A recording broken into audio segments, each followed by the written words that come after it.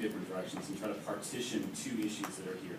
I think I completely agree with this idea that John and Joe have talked about saying we're going to bake more intelligence into this. Because one thing that we haven't done as an industry, certainly in the FM context, is use machine learning, use that kind of machine learning styles that have characterized big data in other industries.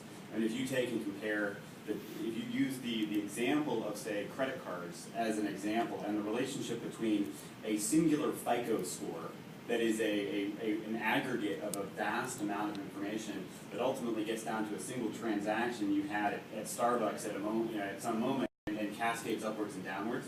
The only way you play at the bottom of that is machine learning and some sort of artificial intelligence and rules.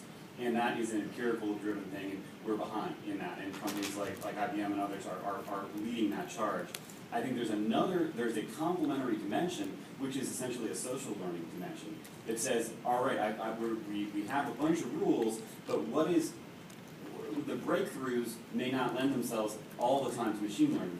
What is that guy over there in that building who is overperforming all the others doing, or that gal over there, and trying to make it so that you can unlock the what are others like me doing, and basically that's a social learning phenomenon.